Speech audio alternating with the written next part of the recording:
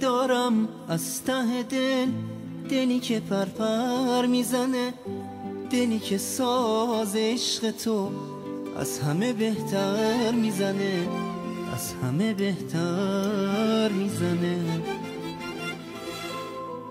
دوست دارم حتی اگه یه شب به خواب من نیای، عاشقتم مثل همه، حتی اگه منو نخوای، حتی اگه منو نخوای.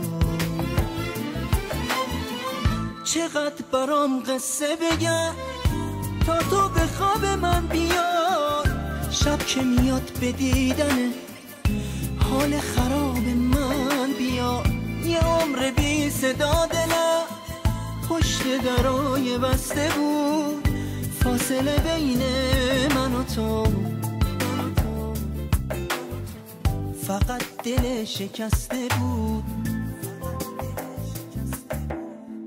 دوست دارم از ته دل، دلی که پرپر میزنه، دلی که ساز عشق تو از همه بهتر میزنه، از همه بهتر میزنه. دوست دارم حتی اگه یه شب به خواب من نیای، عاشقتم مثل همه، حتی اگه منو نخوای، حتی اگه منو نخوای.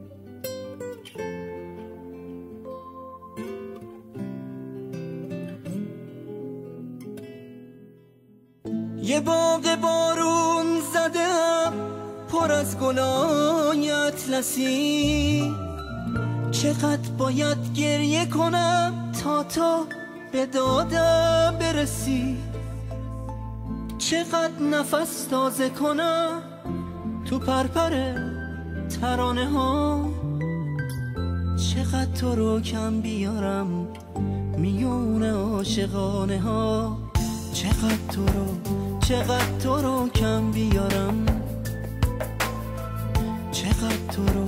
چقدر تو رو کم بیارم.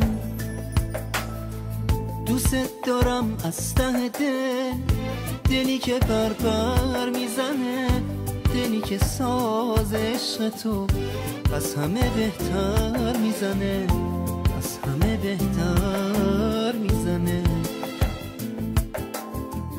دوست دارم حتی اگه یه شب به خواب من نیای، عاشقتم مثل همه، حتی اگه منو نخوای، حتی اگه منو نخوای.